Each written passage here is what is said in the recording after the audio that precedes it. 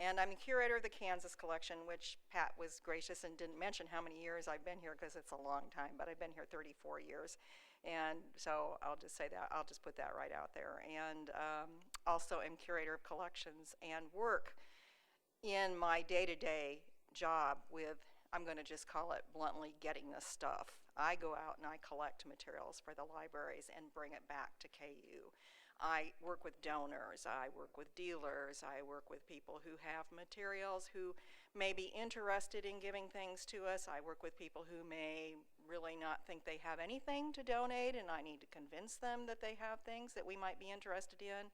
I might find myself having to explain why we would be interested in them, and just a whole range of activities that I end up working with. And I will truly say I love my job. I just love my job. I love this aspect of archival work. I get to meet so many people, and I get to learn their stories, and I feel very privileged to do that. And so today we are going to start. I was told there was a way to progress the slides, but what do you collect and how do you collect it? So, all right, there we go. Sorry about that. Just a little kerfluffle there. I also have a cold, so I will apologize up front if I start coughing. I hope I don't do that, but it's kind of like right on the edge there. So in any event, the topics that we're going to proceed with during my time of talking is we're going to talk about some tools and some methodologies that are really important for any archival collection that wants to be professional and move forward and kind of go about organizing and conducting their business in an archival way. And first is to talk about collection policy. We're also going to talk about appraisal, and then accessioning and the whole deed of gift aspect of acquiring materials and getting control of the records through accessioning. So that's kind of the topic that we're going to find. And to start with, here comes the car analogy. Not exactly the same as what Pat was talking about, but I like getting in the car just as much as the next person and just going for a ride. I love getting out there and just thinking, oh, I don't know where I want to go. I just think I'll get in the car and I'll drive around and see where I end up, and it's fun and it's adventurous, but it's not what you want to do when you're setting up your collection policy and program in your archives. And yet many of us end up in situations where we sometimes inherit collections that we look at and think, how did we get here? What has all this got to do with each other? I see some people shaking their heads, so maybe there's some agreement with this out there. I think we've all inherited things, and it's been puzzling sometimes to try to figure out what was the rationale behind what ended up here. Well, you really want to establish a direction for what you're going to collect in your archives. And I think probably the most frequent question, I mean, I give a lot of talks. I talk to students all the time at KU. I talk to groups. I talk to organizations. I'm out in the community a lot, and I almost always get the one question I consistently get, and it's a genuinely meant question that comes in, well, how do you decide what to keep? How do you know what to keep? And so that's kind of part of what we're going to talk about. There's no easy answer to that. But the place to start is with the collection policy. The collection policy that we should all have in place should specify what your organization should collect.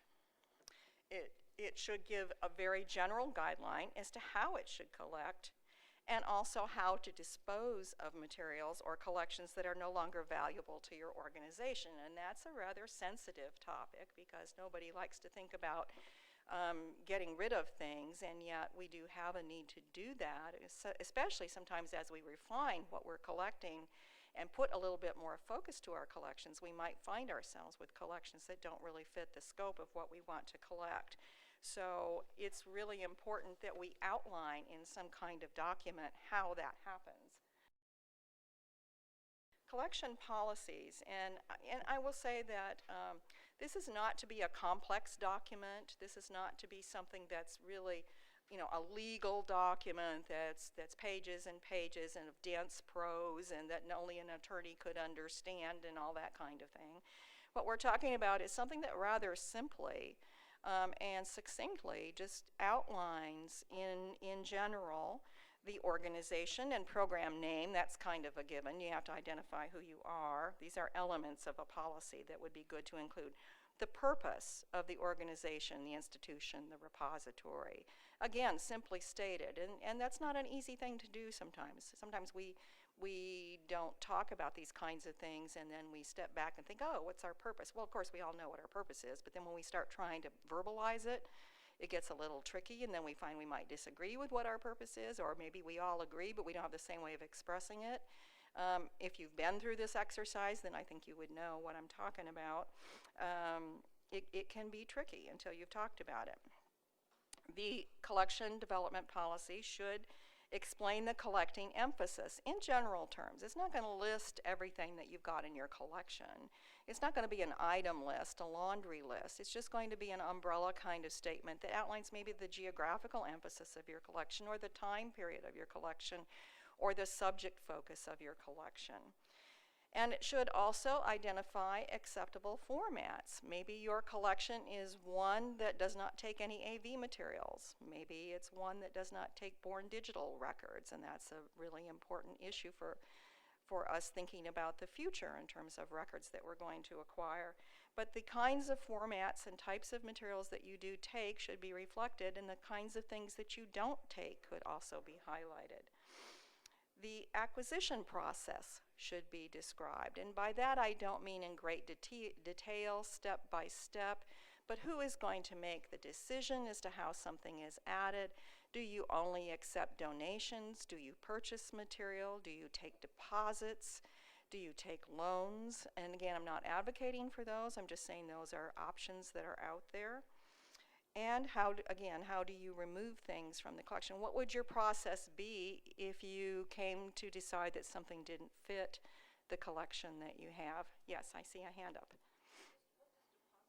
Yes, let's talk about that. I'm glad that you asked that question, because a donation, and we'll get into this a bit more when we talk about the deed of gift, a donation is physically giving ownership of a collection from the original owner to the repository. So if you take something by donation, you walk in the door to my collection and say, here, I want to give you my papers. You own the papers, and you're giving them to me. You're giving them not to me personally, you're giving them to my institution, and my institution is going to own them, and we're going to negotiate a deed of gift that outlines that. If you are depositing, and I know sometimes these words get used commonly and interchangeably, but they don't mean the same thing archivally. A deposit means that you come to me and say, well, I want to deposit my records with you. I still own them, but you're going to store them for me, basically. And I'll be honest, a lot of places don't take deposits. We don't take deposits. We used to in very selective circumstances, but we generally don't, because you're investing a lot of your resources to take care of things. But there are places that have made deposits, so that was an example why I included it in that example. So the ownership remains with the original person. Okay, thanks for asking that question. And so also an element of your collection policy should be, the loan process, or whether you're even willing, maybe in your institution or your repository, you're not going to loan materials, or you're not going to ask for loans of materials from other institutions. But if you are, you might want to kind of indicate under what conditions you might do that. These are just some areas that would be good to touch on in collection development policy. And I think that when you develop your policy, well, first of all, let me just ask you, how many of you have a collection development policy? Okay, good. Some of you do, and a lot of you don't, and that's okay too. I think that it's often the kind of thing, in the archival community, I have a lot of colleagues. We spend a lot of time talking about collection development policies, and people do work to prepare them and work hard to prepare them, but it's also the kind of thing that you're like, oh yeah, I know I need that, but it's easy to put that off because, oh, I got to do that someday, But really, it's your roadmap. It's what's going to help you administer your collection. And let's be honest, why do you care? Why should we care about having a collection development policy? Why don't we just say, hey, we'll just take whatever walks through the door? Too much? Somebody said too much. What was this? You run out of room really fast. You get things you can't care for. You have an obligation and a responsibility to take care of the things that are brought to you and to make them accessible. And you have limited resources. I mean, is there anybody here who doesn't have limited resources? Is there anybody here who has enough resources? I know the answer to those questions. I don't even have to ask. And I'm including myself in that too. No, heavens, we don't have enough resources. So we have to be really careful with the resources we have. And every time you take something in your collection, even if it's just a book that somebody just says, hey, I just found this in the attic and I thought you might want it, and here it is. And you might be really excited to get that book, or that might be the 20th copy of that book you've had given to you, and you might not need 20 copies, or it might be something totally irrelevant to what you do and you don't want to keep it. But it's just one book, so what would it hurt? Well, the problem is that when you start multiplying that, and you've only got so many resources just to take that item in and add it to your collection, give it space on a shelf, somebody has to handle it, somebody has to catalog it, organize it if it's a collection. You have to think about its preservation, how it's going to be used, how are people going to know. You're investing all of a sudden a lot of resources and a lot of people's time. There isn't a tangible dollar associated with that, but suddenly, you know, that's where your time is going to go. So you sure want to make sure that what you're spending your time with that way are things that you really want in your collection. Also, having a collection development policy really is a tool to help you. Sometimes you get in situations where someone might come in and offer you something that you really don't want. Anybody here ever had that experience? I know, we get that experience too. And it's awkward, it can be awkward. It could be somebody very prominent in your community that you don't really want to offend. You know, I once had someone come in and offer me a collection of, and please do not take offense at this if you collect China dogs, but a collection of 200 China dogs. Now, and actually, I mean, I'm a collector myself, so I don't collect dogs, but you know, I used to collect horse. I had a horse collection, China horse collection. So I'm just saying that because I'm not trying to put anybody down who does that, but that certainly doesn't fit in the scope of our collection. And I could very easily explain to this person, oh, that's a lovely collection, but it really doesn't belong here. It just doesn't fit. No one would come to Spencer Library and expect to find China dogs. I mean, we don't collect China dogs. We don't collect artifacts. We really don't have a museum component to our program. And so sometimes, I mean, this is a kind of an extreme, almost silly example, because it's unlikely that somebody would come in with something that far off. But sometimes your ability to turn to your collection development policy and say, well, you know, thank you for sharing that with us, but it just doesn't fit what we collect. It gives you teeth. It gives you a little backing and clout, especially when you're in those awkward political situations where the person might take umbrage that you didn't take what was precious to them. And there's a way to handle that, but the collection development policy lets you do that.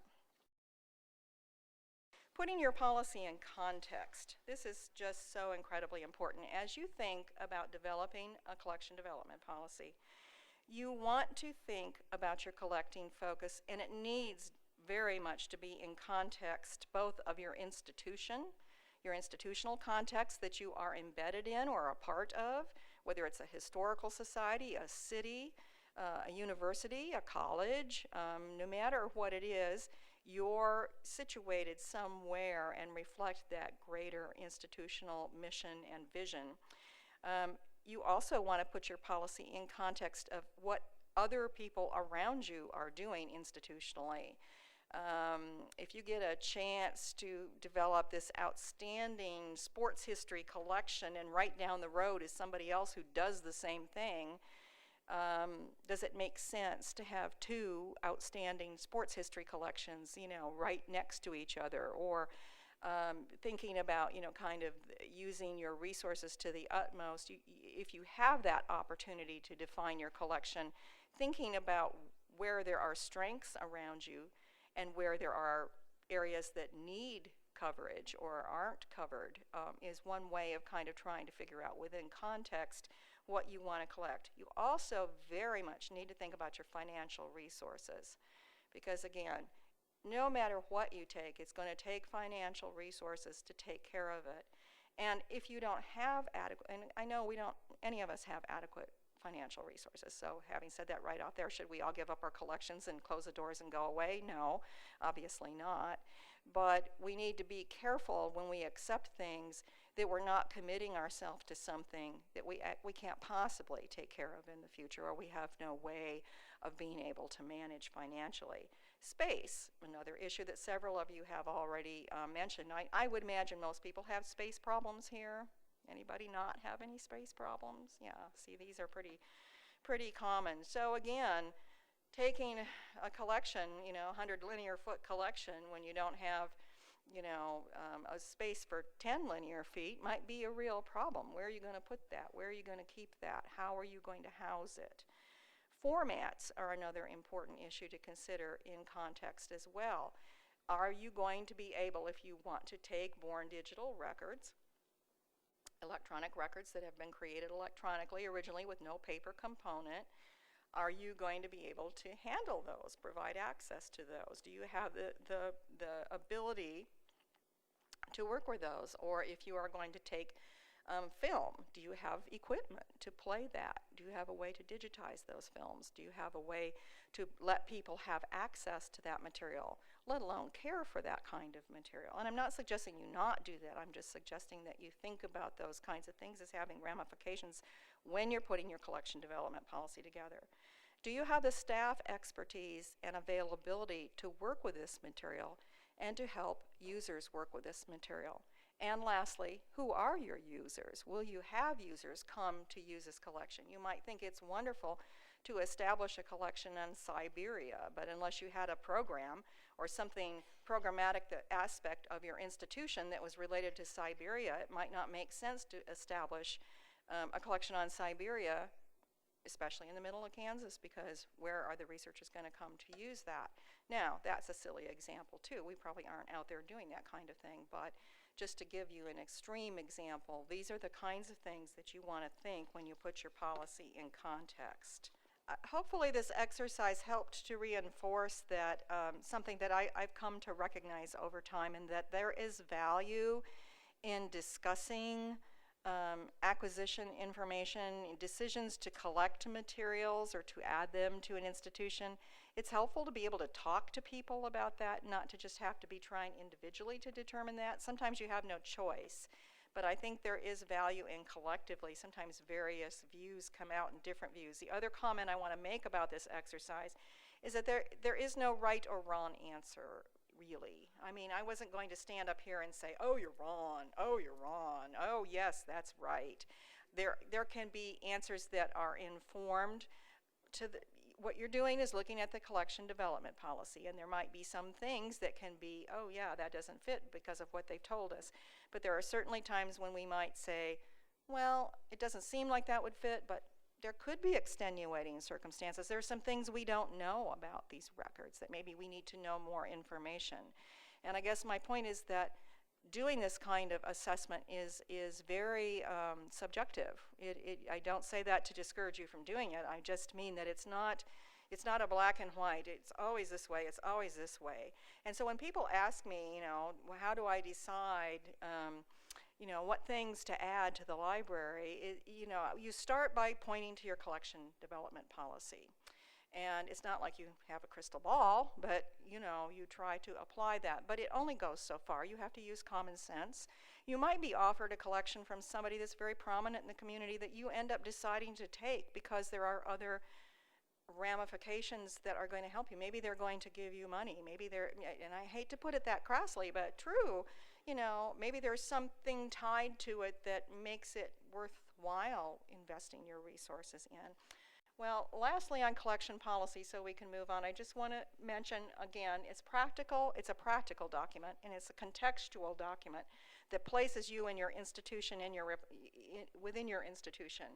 That to formulate this, you really need to get input from appropriate staff, if you have staff, and you need approval by your governing body. And you also need to review it regularly. And that's something that's sometimes hard to do. You know, you get through doing it and you think, phew, did that, got that off my to-do list, move on to something else. But you don't want to forget it because it needs to be brought out and examined periodically. How often? Maybe 5 years, maybe 2 years. It just depends on your institution. But you really do want to do that. And so continuing in the idea of, okay, we've got a collection development policy, but still, how do we figure out what kinds of things we want to add to our collection, even knowing the broad parameters of what we're collecting? We've thought about that, we've talked to all the right people, and yet still, when we get offered these nitty-gritty collections, or we have to decide which ones to go after, how are we going to do that? Archivists use the term appraisal to describe this process, and it's a methodology. I'm not talking about financial appraisal. There is such a thing as financial appraisal. Archivists don't do financial appraisal of records. Appraisers do appraisal. So if you have a donor who wants a financial appraisal of material, you would want to put them in touch with an appraiser. And they need to be somebody independent from your organization. It can't be, you know, your director or your person on your staff who's going to step in and do this appraisal, because if you're getting this as a donation, you have a vested interest, and the IRS looks pretty negatively on you providing that appraisal, not to mention that I personally wouldn't want to be in the situation of having to. You know, I wouldn't have that kind of training, so I certainly don't want to be involved in doing that. But here we're talking about appraisal as as analyzing the historic, legal, administrative, fiscal, and intrinsic value of a group of records and the relationship with other records based on an organization's collection policy. There's really two fundamental questions that you're asking when you're looking at records. Are they historically valuable? And are they appropriate for your repository? And those are really the two key questions. It's a complicated process, but those are the two key questions that you're trying to answer in order to decide whether you want to acquire materials or not. Criteria and ways of kind of assessing collections. Briefly, I want to talk about what happens after appraisal. You either are going to accept a collection and you formally move through the process of acquiring and accessioning the records, which we'll go on to talk about in just a minute, or you reject the collection and you obviously thank the potential donor, explain your decision in brief, concise terms, and refer the donor to another historical records program if possible. This goes a long way towards easing that discomfort that you might feel or they might feel. You don't want to just have to say, oh no, sorry, that doesn't fit, you know, because that's so abrupt. If there's any way you can refer them elsewhere to give I mean, because sometimes truly they're not invested in your institution, they just want to find some place. They don't want to throw it away. I have so many people who say to me, well, I just don't want to throw this away. Moving on then, let's assume that you are accepting a collection. We move into the section or the process of acquisitions that we refer to as accessioning, where we are acquiring the physical and legal control over the records.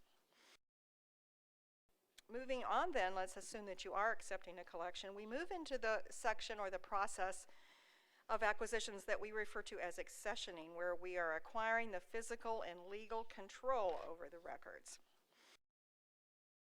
And we do this through, if we're purchasing a collection, we may have a purchase agreement. If you accept deposits, which we mentioned earlier, you would have a deposit agreement. If you're within an organization, such as a college archive, where things are coming to you from other units within the organization, you may have organizational transfer procedures. And through separate collections, you have deed of gift agreements. So we're going to talk briefly about a deed of gift. And in your packet, you have a sample deed of gift that I provided you from Spencer Research Library, which is what we use when collections are donated, just as an example for you to look at. A deed of gift is a legal document. It's a signed document that outlines a voluntary transfer of ownership of specific records. It should include the name of the donor, and right there is something that I'll mention. You want to make sure that the person who's offering you the records is really the person who is authorized to be the donor. Does this person own the records? I hear some people chuckling. I can tell you've had some experiences that I've had where you're meeting with somebody, you're moving along, and all of a sudden you find out, oh, they're not really the people who own the records. They're just talking on behalf of somebody else. It can get complicated really fast. And the donor might be more than one person. It might be a family that's making this donation, and it's 3 brothers and 2 sisters, and they're all equally donors to the collection, so you need to make sure that their names are all represented. You want to name the recipient, i.e. your institution. The date of transfer is especially important, and you don't want to predate it. In other words, the date should be the date you take physical control of the material, not the date you meet in somebody's home to talk about a deed of gift or to talk about a donation. You don't want to have a signed deed of gift before you actually have the things on site, because then you've taken responsibility for something that isn't even physically under your control at that point. You want to detail the records being transferred, and by that I don't mean an item by item list unless it's just a few items. Usually what we do is have a very kind of descriptive sentence or two, like papers of or records of, and then if we want to, we can attach a list to the deed of gift that provides a little bit more specificity as to amount and dates covered and that kind of thing. You also want to identify whether or not rights transfer to the institution, and this is important. When materials are being donated, there is the physical ownership that is being transferred from the donor to the institution. So physically, you're going to own, the institution is going to own that material. But there are also rights associated potentially with the material being donated. And if the donor is giving you his own letters, his own diaries, his own writings, then he or she owns copyright in those unpublished materials. And you need to specify whether they are giving ownership of those rights to the institution or retaining those rights. And we allow donors to make that decision. Obviously, we encourage people to think about giving rights to the university because it's easier to manage down the road, but not everybody wants to do that, and that's a decision that is up to the donor. It's also important to understand that donors may not own rights in the materials they have. If they didn't generate the materials, if they have a collection of letters that other people have sent them, they physically own those letters, but they don't own the rights to those letters. The letter writers own the rights potentially to those letters.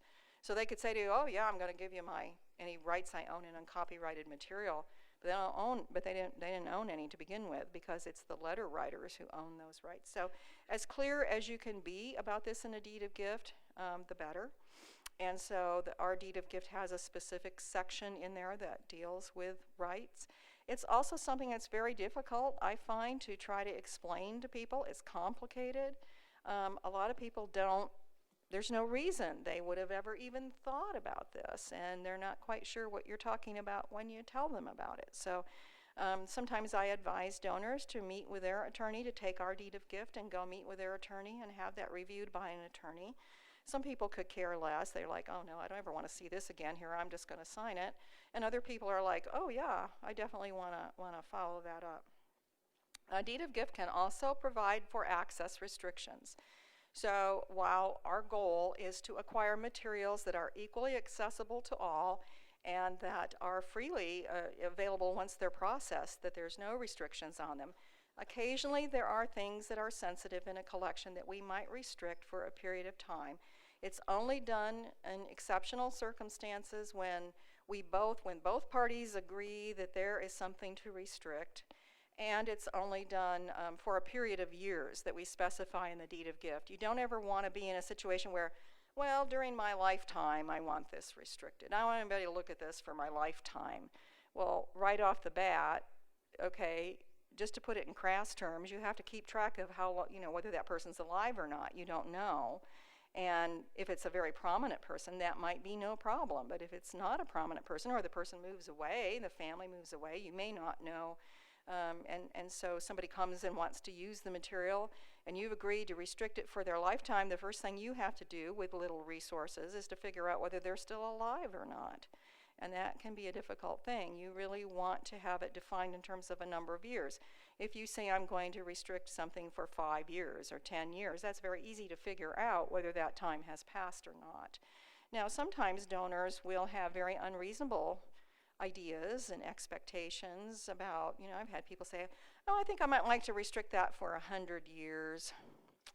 Well, okay, now let's talk about that. Why would you want to restrict it for 100 years? Is that reasonable to do? And usually when you engage them in a discussion and kind of find out what's underlying that, there's usually a way around that, but usually I can suggest that that's not such a good idea. Or somebody who says, oh yeah, I'll give you this collection, but I don't ever want it to be open to anyone. Well, what's the point of acquiring it? Nobody's ever going to be able to use it. So, you have to think about those kinds of things.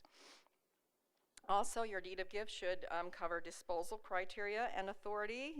Often when we take collections, we will tell a donor that if there are things in the collection that as we're processing we decide we don't want, we will offer that material back to the donor. We will give them what's called first rights of refusal. Sometimes donors don't care and they'll say, I never want to see that stuff again. But not always. Most of the time they're appreciative of, oh yeah, I'd like to at least have the option of receiving back anything you don't want. And then the form obviously has to be dated and signatures of the donor and the recipient. So the deed of gift is a really important document, and I'll get to your question in just a sec. I just want to say that also it's something that needs to be vetted by legal counsel. You need to have access to legal counsel who can look at it, and we have our form that we use is vetted by legal counsel, so we don't take every one to them. They've already done that. But sometimes donors are in the habit of wanting to amend that deed of gift and add their own things in there. And if they do that, you need to get that vetted by legal counsel because you're signing a legal document and you're obligating your institution to following things in the future that may be beyond what you have permission to agree to. Yes, we keep accession files, and that's where it goes. And that's a great segue. So after you actually have acquired the material, you got a deed of gift, you need to document what you have, where it is, and how much of it there is. We start by accessioning our new collections, and also in your packet is a sample of Spencer Research Library's accession form that we've developed for use. So you have one to just look at as an example.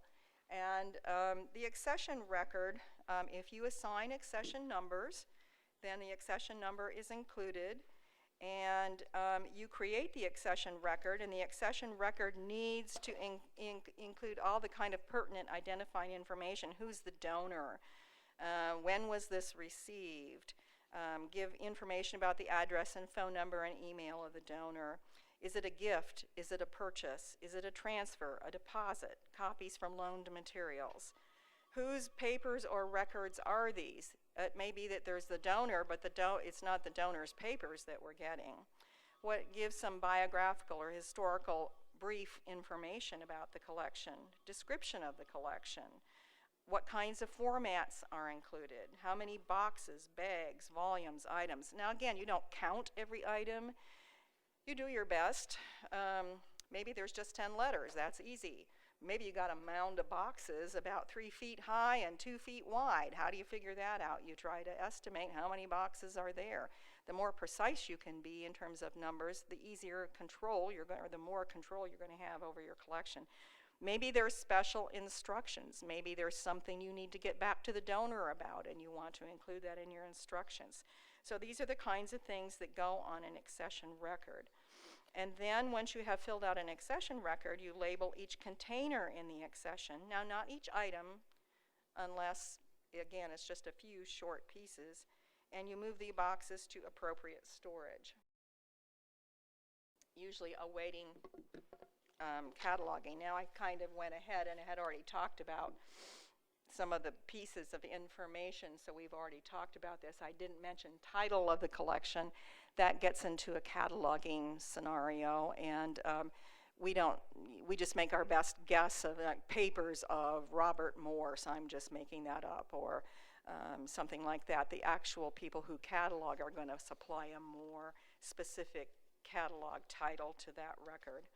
But following this, what you then want to do, and this gets to your question about what you do with that deed of gift, is you should set up what I call accession files or donor files. Some people have separate donor files from accession files. Some people keep them together. We keep our accession files and donor files as the same. So by the collection, by the name of the donor, we have series of filing cabinets. We're still doing this in paper form. We take that accession record, it goes into the folder. The signed deed of gift goes into the folder. Any correspondence I have with the donor goes into the folder. Any press clippings, any press release I did about the collection goes into the folder.